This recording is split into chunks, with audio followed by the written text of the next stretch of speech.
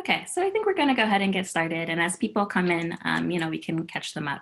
So first off, I want to thank you for coming to this webinar, Law School Application Timing and Strategies with COVID-19. My name is Sydney Montgomery, and I'm the owner and founder of Montgomery Admissions Consulting.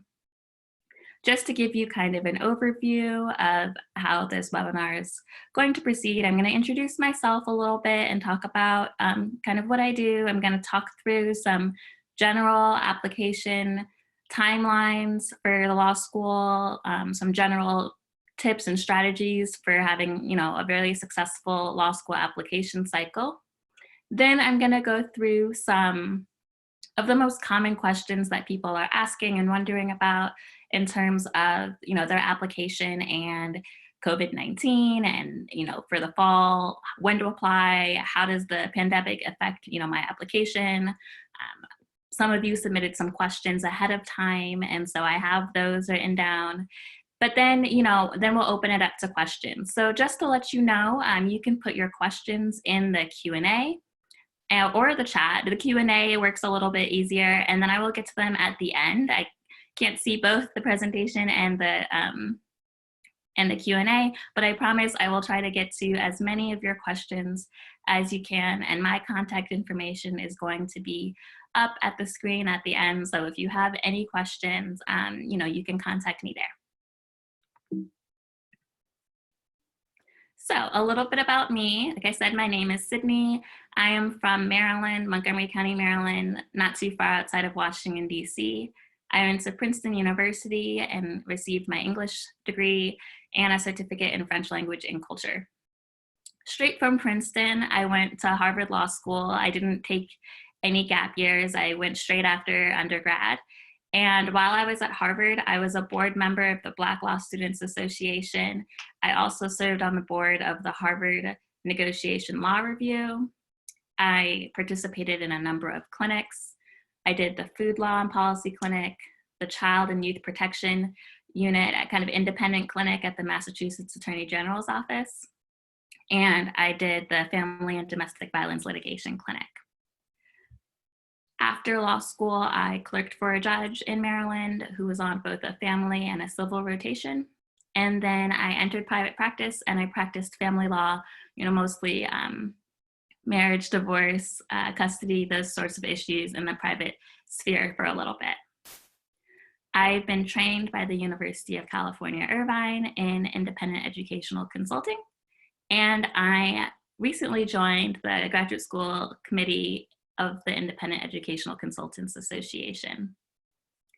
The IECA, or the Independent Educational Consultants Association, is a nationwide network of educational consultants who uphold ethical standards in admissions consulting. We attend conferences, webinars, and trainings specifically geared to counselors and consultants. We stay up to date in admissions trends, and we believe in upholding professional standards. So what this means is that as an ethical consultant, I believe in academic integrity. I don't write essays for people or falsify any kind of part of their application. It's ethical consulting means that my job is to help you tell your best story. And to help you figure out the best path towards law school, but not to, falsify any part of your application. So Montgomery Admissions Consulting is founded in 2012. I believe in inspiring my students, instilling confidence, and pushing my students to their full potential. I believe that law school is for everyone. I'm the first lawyer in my family. I come from a moderate to low income background. I'm an underrepresented minority, I'm a female. And so I feel like when you have those sort of, that background, sometimes you feel like law school might not be for you, or people are telling you that you can't do certain things. And so part of what inspires me in this job is to let everyone know that yes, law school is achievable, it's attainable. You can go to law school and you can be successful. And so I really try to instill that hope and that power, and to take back the narrative for yourself and to reclaim or claim the dream that you have for yourself to become a lawyer. I've been offering individualized law school consulting since 2015. Over 85% of my law school applicants have been accepted to a top 20 school. Um, and, prestige is, of course, important, but I also care about making sure that students go somewhere that's going to be a good fit, that they're going to be successful, that they're going to feel comfortable to be pushed, acceptably by their peers, but also to have really great job prospects afterwards. And to be able to do the types of things they want in law school, to have those clinics or those hands-on experiences in the fields that they're interested in. So I really do help students find kind of a really good fit program for them. My virtual consulting model allows me to help clients nationwide and even abroad outside of the United States. And I'm pretty flexible in terms of timing, and it's been really rewarding. So generally speaking, and this is just some background, what goes into a law school application? First off, the strength of your college program or your undergraduate degree and your GPA is really important. And we'll talk about GPA considerations with COVID in a little bit. But, you want to be showing schools that you are academically prepared to do the work needed in law school. And so, of course, your academics are important because they want you to succeed. Next to that is, of course, your LSAT or your GRE score, your standardized tests. Law schools really do believe that the LSAT is a good predictor of, future success in the legal arena at a law school setting. So they do want to see those test scores, although, again, with COVID, things are becoming a little bit more flexible. Your personal statement, your diversity statement, which, is optional. And, a lot of people ask me, do I need to write a diversity statement? Or, I'm a straight white male. What is my diversity? I don't have anything to write for a diversity statement. And I think nothing could be further from the truth. I think, your diversity statement is a way for you to show the diversity of thought that you have, what different perspectives have led you to the way that you see the world. Everyone has something to write in a diversity statement. Everyone has experienced something that has made their thinking unique and different or nuanced. And so that's the place to kind of write that in your diversity statement, to share the journey that you've taken to get to some of the beliefs that you have. And then for some schools, there may be even more optional supplemental essays, for example, a why Duke essay, or, previously the Yale 250. There are a lot of different supplement essays depending on the schools that you're applying to. And optional supplement essays may also include an addenda. If you have something in your academic past or, with COVID, which we'll talk about, that you feel like you want to have an opportunity to explain in a little bit more detail, an addenda is a really great place for that.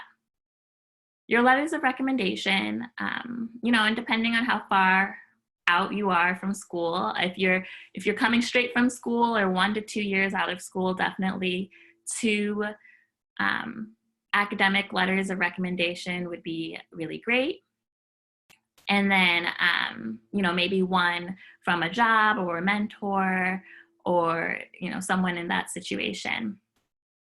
And then your resume.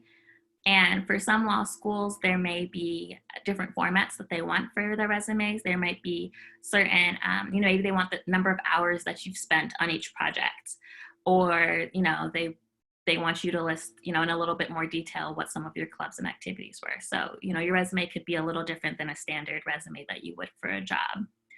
And then some schools have interviews. Not a lot of schools have interviews anymore. Some schools have group interviews, on-campus interviews, Skype interviews. So that kind of depends.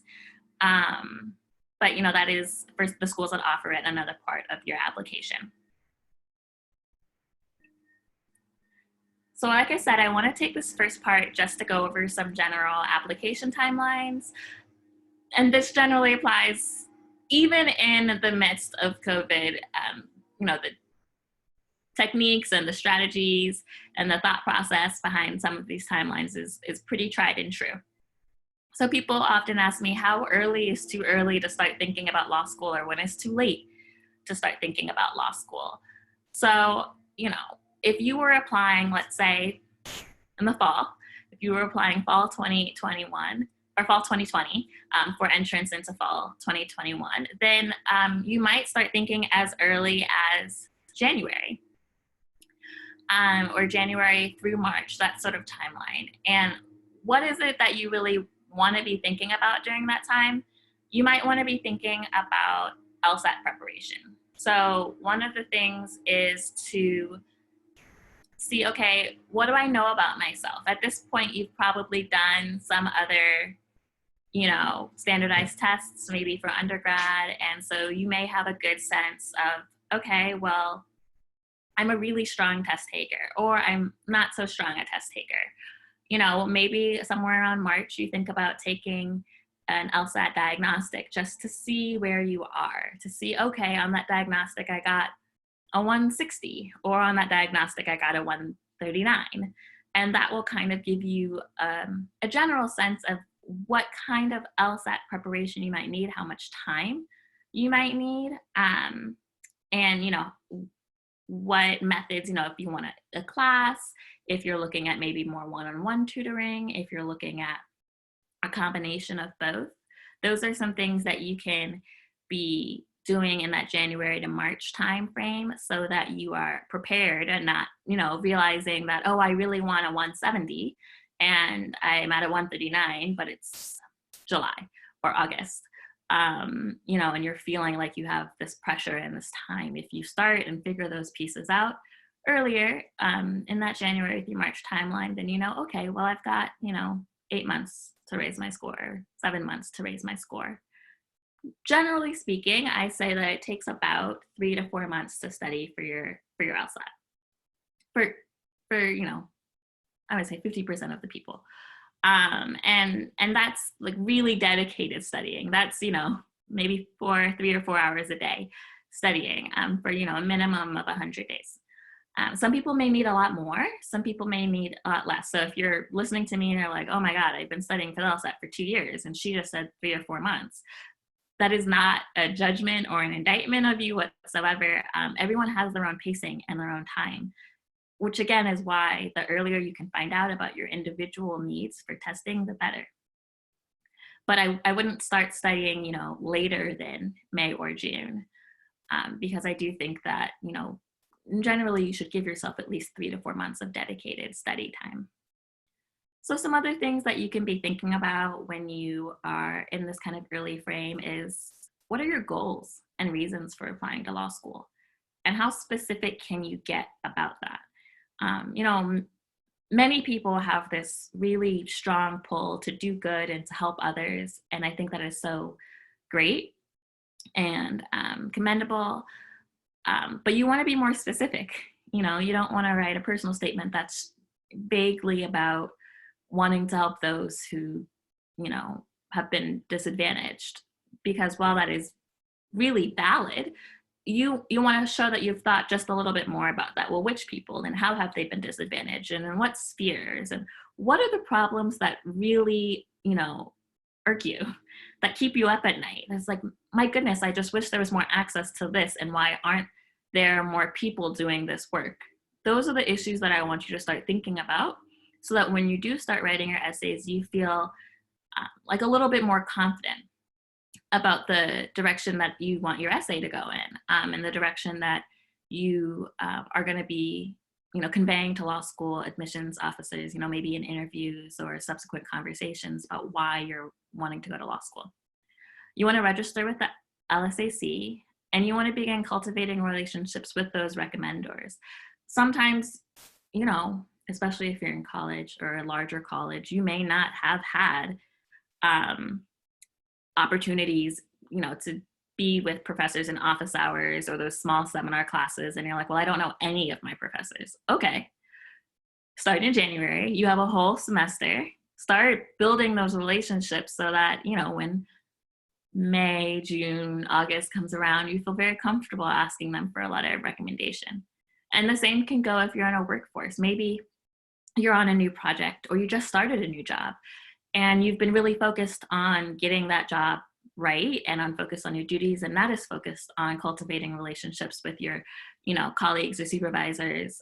So you want to start thinking about that early so that you can build a natural relationship. You don't want to just build it for a month and have it be kind of forced. You want to say, oh yeah, this person has known me for at least 5 or 6 months, and I feel like they would be really good at my letters of recommendation. So in April and May, of course, that's a time when you could begin your LSAT preparation. You could also start developing your list of schools based on that baseline score that you kind of took. And like I said, set some reasonable expectations for studying, but also reasonable expectations for your school list after getting your baseline score. I think it's so much easier to build a really strong law school application list when you have all the pieces of the puzzle. I think it's difficult to build a list when you don't know maybe what your baseline score is, what plus 10 points up would do.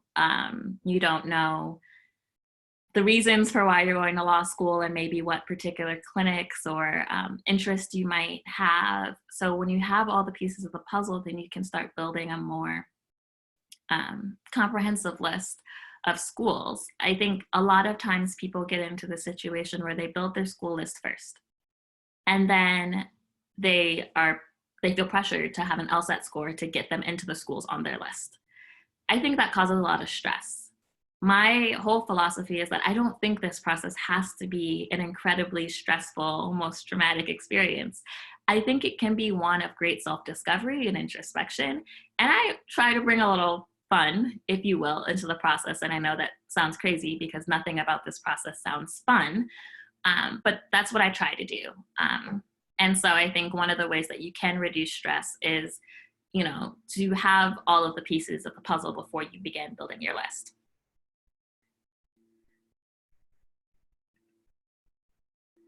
So we are now at, almost the end of May. And so I really want to focus on this June to August timeframe. So what is it that you need to be doing for June to August? Well, you certainly do need to be preparing and taking the LSAT if you haven't. And that looks like taking the LSAT-Flex if you haven't. Working on your personal statements and diversity statements. A lot of times people will ask, well, can I just work on my LSAT first? And then once I'm done with my LSAT, can I just work on my personal statements? I feel like you can if you're thinking about taking the LSAT in, let's say, March or April, and then you want to have the whole summer to work on your personal statements. I think a lot of times people underestimate the value of personal statements and diversity statements, and I can tell you with, especially if you're a current college student and your grades may be pass or fail this semester, your letters of recommendation and your personal statement are going to be weighted more heavily in this application cycle than they were before. And I'm always a firm believer in your essays being incredibly important pieces of your application. I mean, if they wanted to admit an entire class of people with 170s and above, they could. Most of these good schools could absolutely fill their entire class with 170 plus, but they don't. Even at schools, I went to Harvard Law School. I can tell you that there's a lot of people who did not get a 170. I did not get a 170. And so they purposefully make the decision not to do that because they believe in a holistic application review. They want to admit people, and they want to admit people with diverse backgrounds, ways of thinking, people who are confident about going to law school, people who have a plan and a vision for the future. And those are things that you can really do in your personal statement and diversity statements. And you will be surprised about how your personal statements and your diversity statements can get you into some schools that your LSAT score was just not going to do. So I really believe that students should take the appropriate time. Again, at least I think 3 to 4 months, many drafts. It's important. And so you can do them at the same time.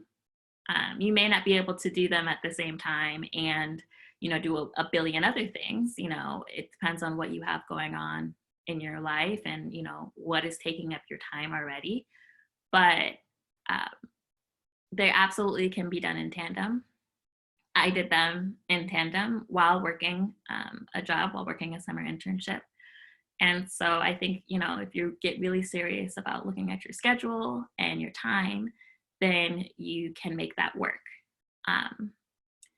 You also want to make sure that you are securing those letters of recommendations. You want to make sure that you have them, they're uploaded into the LSAC portal. Like there's no issues, I think, especially with the fact that if you're getting academic letters of recommendations and the fact that some schools, are kind of closed, professors may be at home, you want to give as much time to getting those letters of recommendation as possible and making sure that everything gets uploaded, because you don't want to be waiting for that. You want to be visiting schools virtually, really narrowing down your list, making sure that you feel confident that these are all places that you would want to go, revising your list based off your LSAT score when you do get it, sending your transcript. Same thing with the letters of recommendation.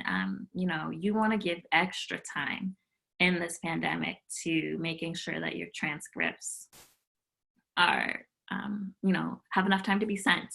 You want to plan for the unexpected, because there may be delays, there may be, a whole bunch of things could happen. And so the earlier you try to get your transcript sent, the better that you will be.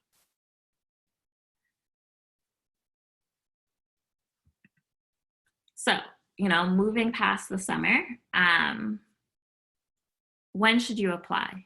I think all law school admissions officers will tell you, probably with the exception of Yale, because they have a little bit of a different review, and they really wait to read all of their applications till one time.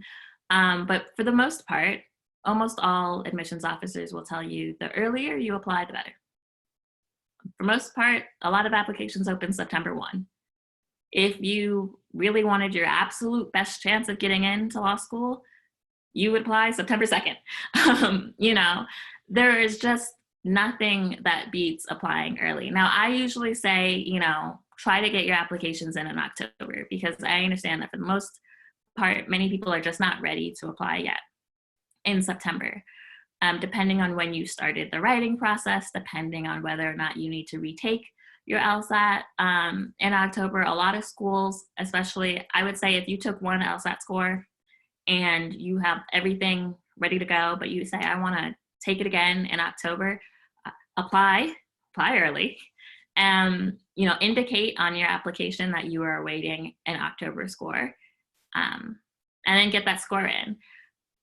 Now, usually that advice would be a little bit different if the timeline was a little different, because they won't wait to review for your score.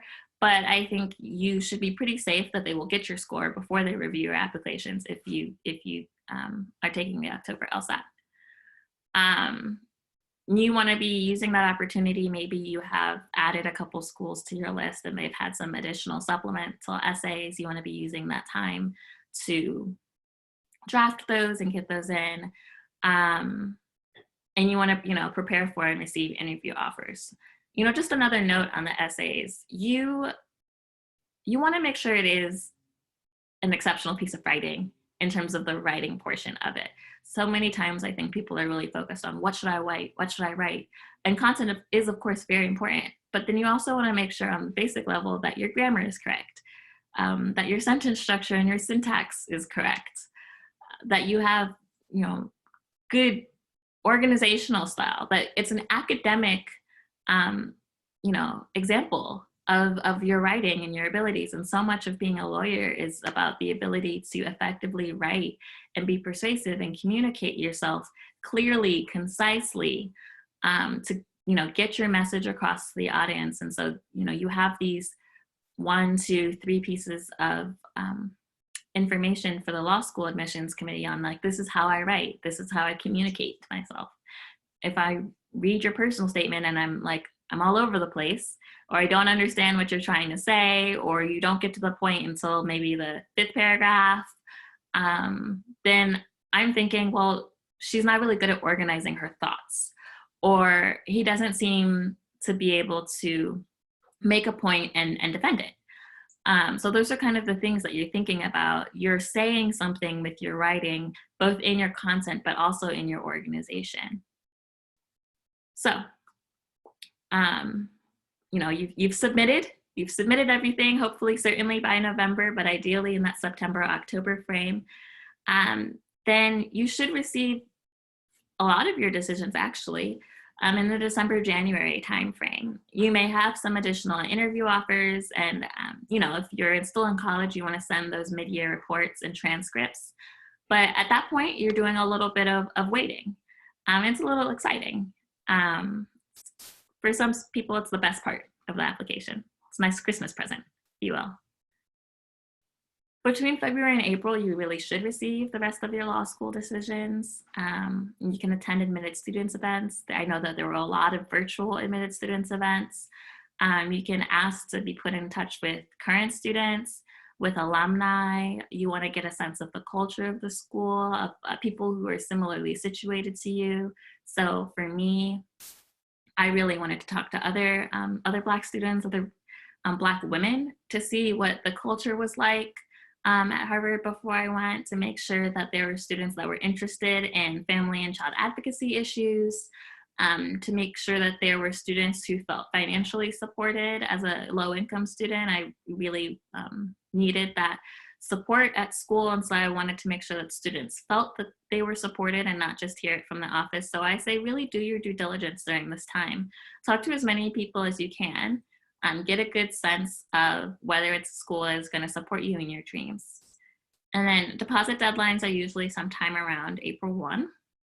So, you know, between May through August, if you were waitlisted, you may receive some waitlist offers. You might write letters of continued interest during this time. You know, before COVID, I would say you might visit.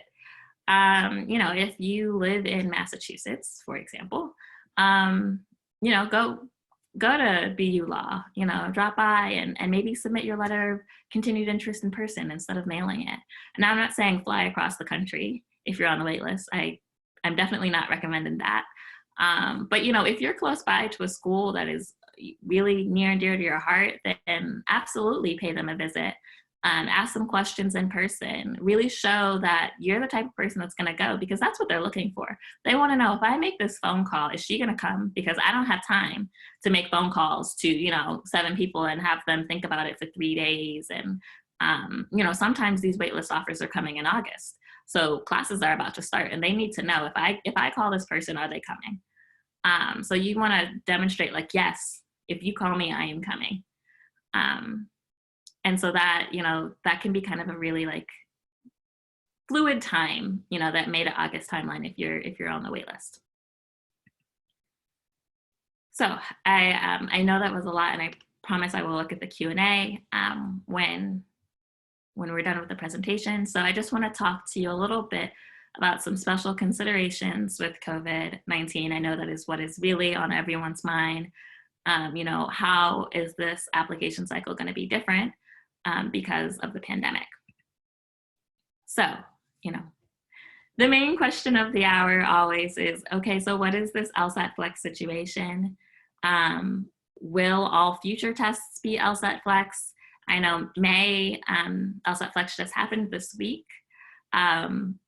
June is going to be LSAT-Flex. You know, people are asking about July, people are asking about August. I wish I could tell you, yes, this is exactly what LSAC is going to do for, you know, the future tests. They have not, I mean, they don't even know fully. What I can say is that they are committed to making sure that there's an option for students to take the tests.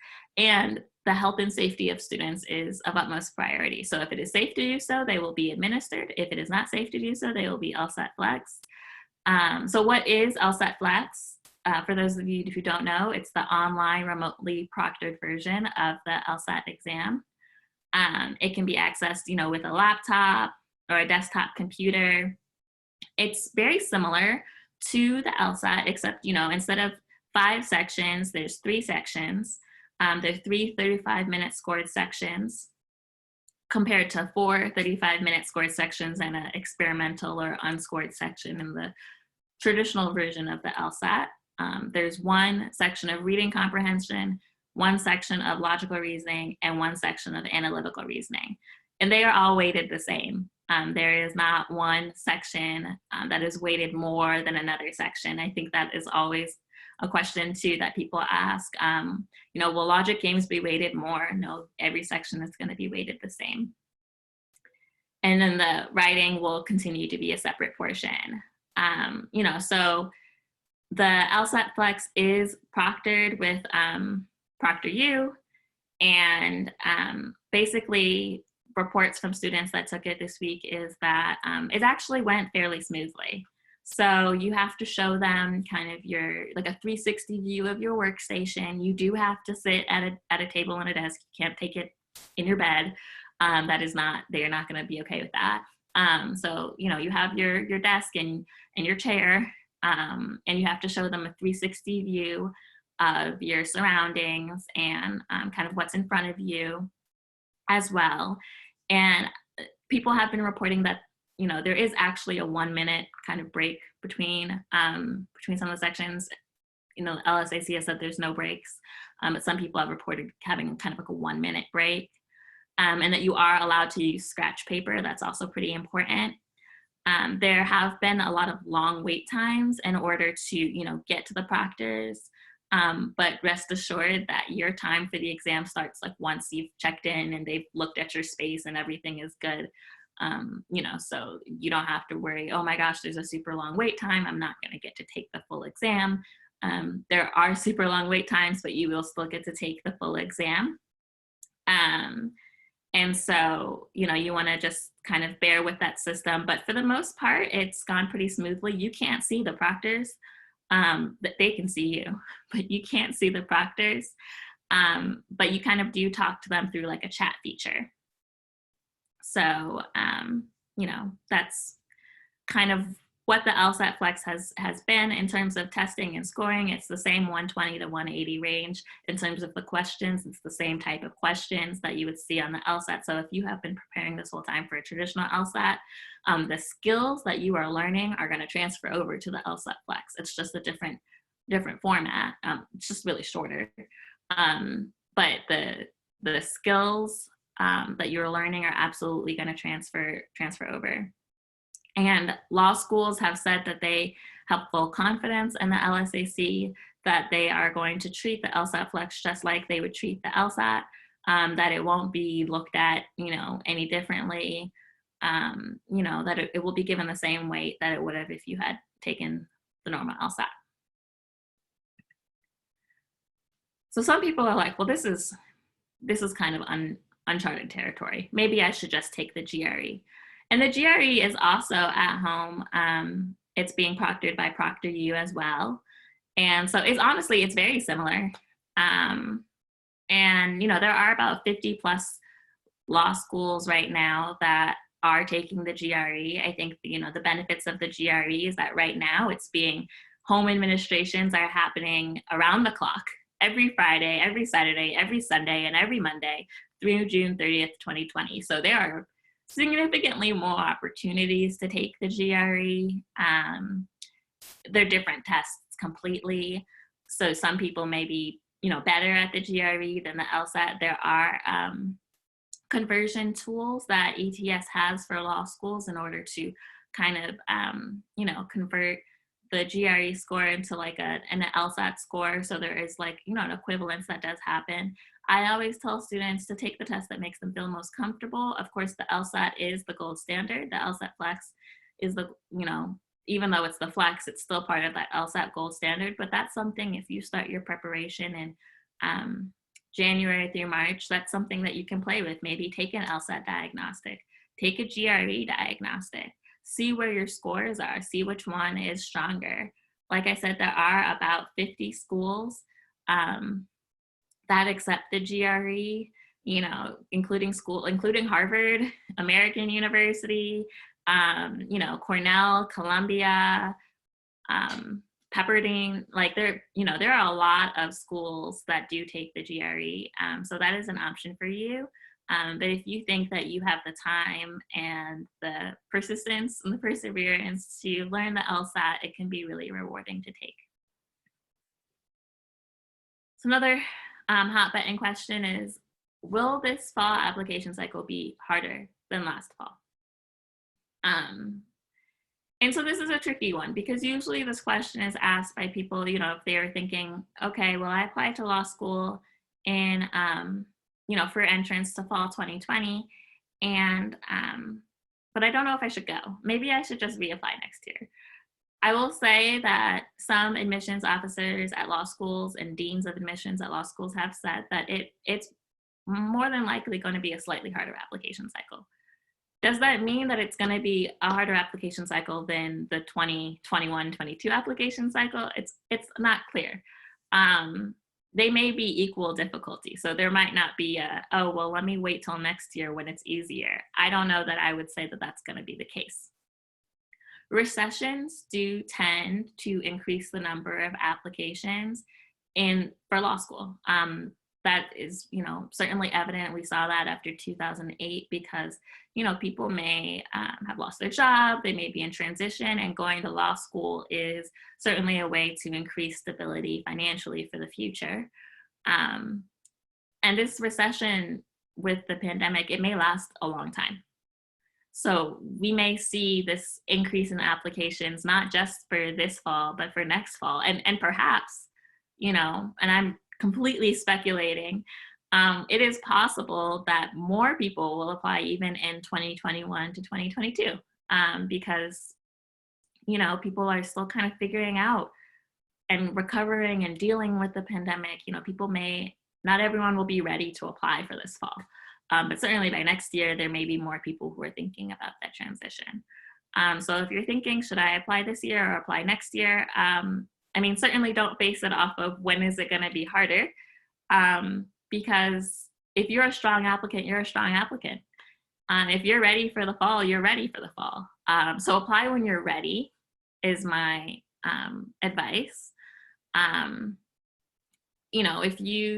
If you're in a position, if you're in a job that is stable, that that you can keep through next year, that maybe you even like, and your LSAT score is really just not where you want it to be, maybe think about taking some more time to study and then applying, in September of 2021 when you're strong. Now, if maybe you're not quite sure what the job situation is going to be like, and there's a lot of unknowns, and you have a really decent score, and you think that you have the time, especially with everything being a lot of people are working from home, this might be a really great time to work on your essays, a really great time to study and get that score.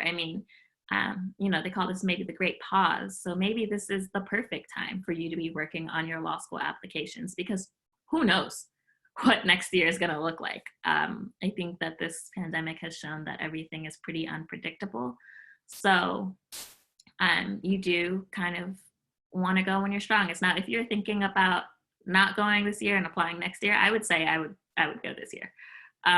If you already have offers that you feel good about, because you probably are not going to get more scholarship money next year, and there's no guarantee that you'll get into the same schools. And so how do you make sure that you get some of that scholarship money? You apply early. So one of the questions that someone asked was, is it, maybe I should just risk it all, take that June LSAT and try to get into law school to start this fall. I would never tell you that it's, if you do that, you won't get into law school. I won't say that. There are definitely schools that are still accepting applications even right now. What I will say is I want you to think hard about which schools are you going to get accepted to if you, try to put in an application right now, maybe get it in for July.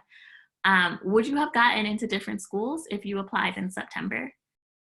Maybe we gotten different scholarship offers. Now if you're telling me I really only want to go to this one school because it's right next to my house, and maybe it's not a very high ranked school, but it's the one that's next to your house, and that's the one that you want to go to, and you think you can get in and start this fall, absolutely do it, right? But if you're saying, well, I want to get into the best law school I can, then I think you're not really giving yourself your best shot by trying to, start this fall. I think that the schools that you could have gotten into, there are more schools that you could have gotten into if you kind of take your time and do it, the right way. So, and I just have a couple more and then I'll go to the Q&A. A lot of people are saying I wasn't able to work the job or internship that I was expecting to put on my law school resume because of COVID-19. What should I do? And this is also kind of in tandem with a question of, do I need to work a certain type of job before going to law school? Everyone's like, well, I didn't work at a law firm before going to law school, so maybe I need to do that before I apply. The same way that schools could take a whole class of people with a 170, they could take a whole class of people who worked at a law firm before going to law school, and that would be incredibly boring.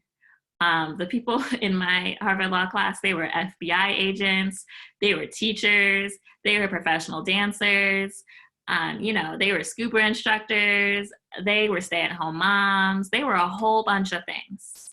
And it made for such a rich conversation, such diverse opinions that people brought, and that's what law schools want.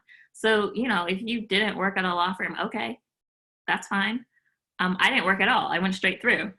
You don't need to have that. You do need to, show them that you really thought, about the law, and that maybe have, really put some critical thinking into, oh yeah, I know that I would like this environment or I don't.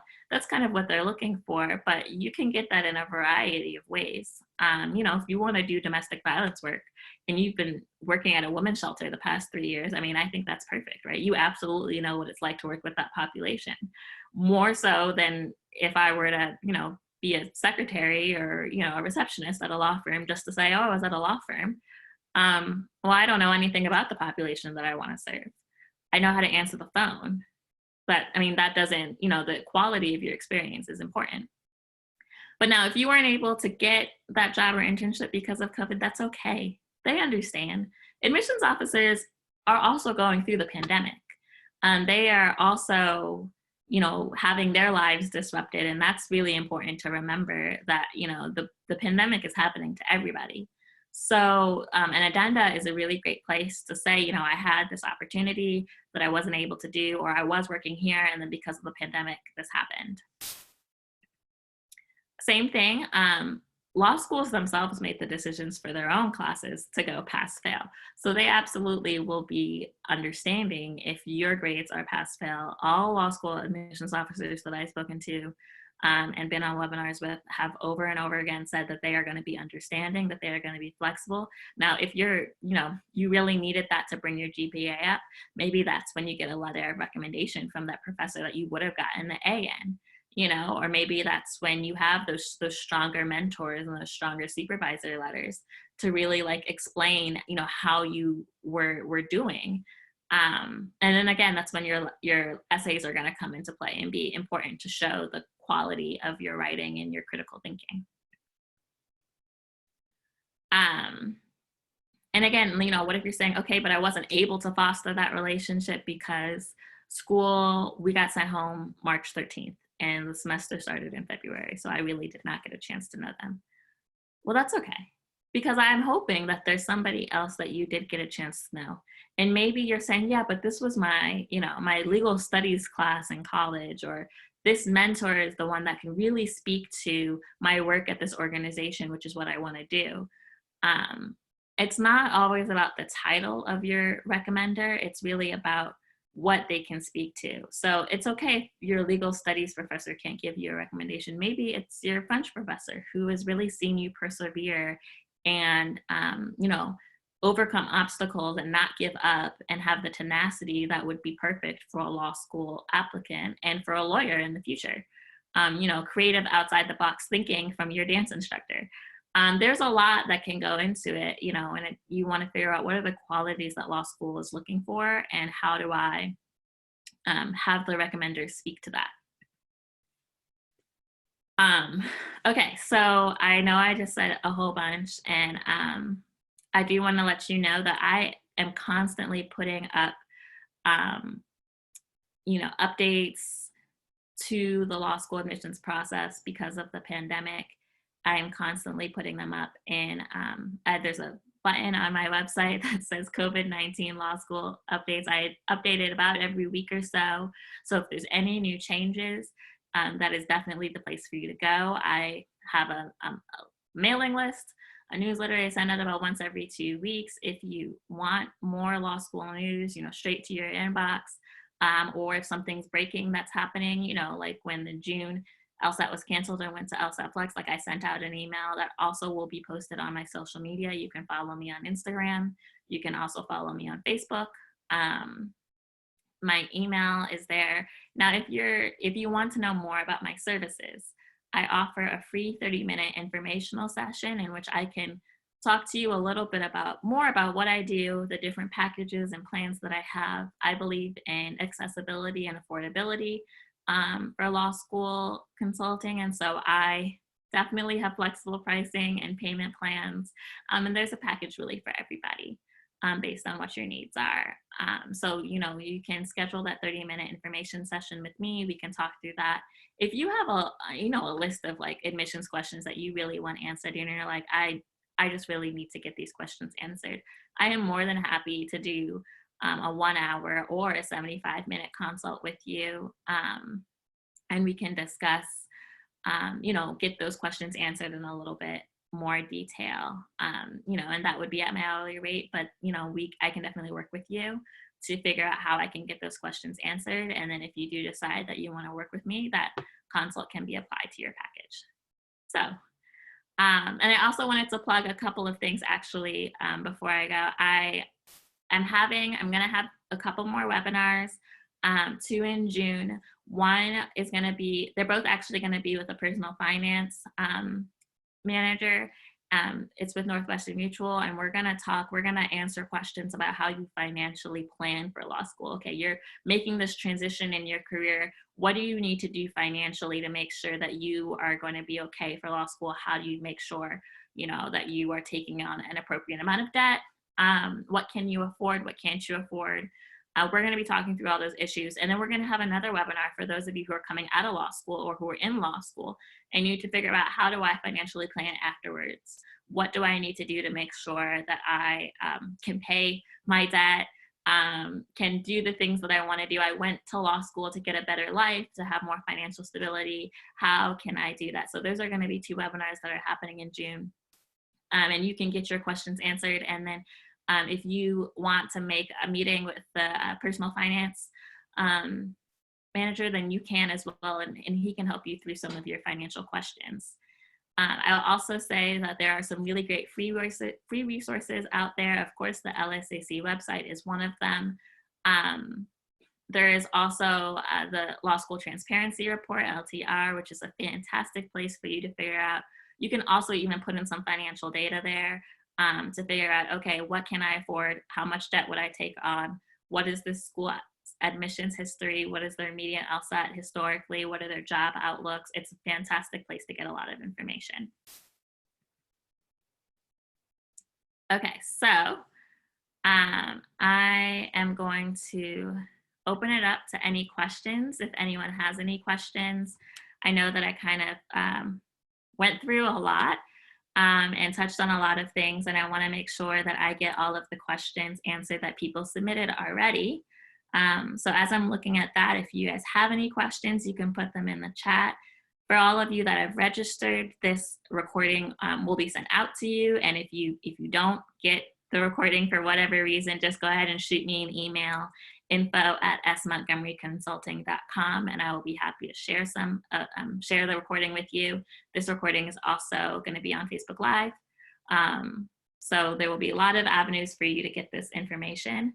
And you can feel free to send the recordings to your friends or anyone that maybe didn't get this. You can register actually for this event afterwards, and the recording will be sent to you. So if you have a friend who, really needs this information, you can send them the registration information. They can register even after it's done, and then they can get that recording. So, one person asked, what are the grades needed for law school? So, admissions officers say time and time again, and I just said, they admit people, not test scores and not GPAs. So, if you perhaps have a lower GPA, maybe that's an opportunity for you to have a higher test score. Or, maybe that's a place for you to put in your addenda. Someone said, how do I write a genuine and effective explanatory GPA addenda? Well, explanatory is the key word there. You don't want it to be, excusatory. And I know that sometimes, we get really impassioned. I mean, we're all future lawyers. And so, you want to plead your case and you want to explain why that GPA just does not reflect who you are. And my advice to you is to actually write your addenda as dispassionately as you can. Take the emotion out of it. Say, my freshman year, my GPA was lower because da da da da. You will see, however, that my ending GPA was da da da da da because I was able to raise my GPA, 0.8 points, 1.5 points by the end of my senior year. Boop, done. My GPA was lower because I was taking care of my sick grandfather and I had to work 3 jobs. Period. Since that time, I have, worked at this job and been a leader and manager, blah, blah, blah, blah, blah. Boop, done. You'd want to present the facts. They don't want questions. They don't want to know why is her GPA so low. Why didn't he tell us what was going on? But you don't want to make it sound like you're making excuses for yourself or, this, it was just so hard for me. And you don't want that. It's not a narrative. It's just boop the facts. Same thing with the, if you've been affected by COVID, and I know this may seem kind of cold, but you really just want to give the facts. My family lost their income. I had to do this. I wasn't able to study when we came home because I had to do this. You want to just really try to be very clear and concise. Okay, so let's see. There's something in the chat. So this person says, my second year marks were not great due to personal reasons, and I just finished my 3rd year. I did pretty good this year, but my GPA has not jumped as much as I would like it to. I was planning to apply for 2021 fall. Should I wait for my 4th year GPA to come or apply now? I am confident that I can do better, but I am confused as to when I should apply because I would like to include my 4th marks as well. So actually, this is a question that I do get a lot. And I think it depends. I think sometimes I think we think that one grade or 1 year, and I don't mean to sound, not sympathetic when I say this, but I think sometimes we overestimate how much that GPA is going to raise. So that's the first thing that I would think about. You said your GPA did not jump as much as you would like it to. In that extra year, is your GPA going to jump as much as you need it to really make a significant difference? That's the first thing that I would, because if it's not going to jump as much to really make a significant difference, then I think you may be disappointed at your choice. Then you want to figure out also, okay, if I wait, am I going to get a job after I graduate? Do I have something stable coming after? Or is going to law school the most stable next choice for me, given the state of the economy? I would ask you, okay, what are your LSAT scores? Is there something that can balance that out? Because that is, another factor. Is there a reason why, you said you had some personal reasons. Maybe that's something that can be explained in an addenda. So there are a lot of things that I would talk to you about. It's not really, and that's the thing with law school admissions. I know so many people, ask these questions on Facebook or on the internet, and they're looking for, should I go? Should I not go? Should I do this? Am I going to get in? Am I not going to get in? Law school admissions is not black and white. There are definitely a lot of shades of gray. And so, I would sit down with you and really dig into what the best strategy is. It depends on what schools you're applying to. There's a lot of different gray zones there, but those are the questions I would be asking myself. What's my LSAT score? What are the schools I'm trying to get into? And is my GPA really going to move significantly so, where that maybe there would be a completely different tier of schools that I'd be able to get into? Those are the things that I would think about. Someone asked, how do I create this potential list of schools? Like I said, you want to think about your personal reasons. First off, are there any geographical constraints? To move out of state, or you want to stay on the East Coast. You want to think about the difference between a national law school and a more regional law school. if you go to this law school, are you going to be okay working in that area? If it's a more regional law school, it may be difficult to move, to New York City, if you're going to a regional law school in Louisiana.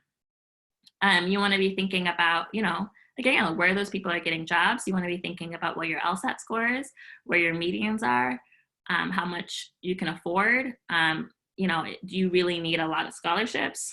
Do you think you'll get a lot of financial aid? Those are the things you want to be like, make it look a spreadsheet and, or, go to the transparency reports. That's, like I said, another really free tool.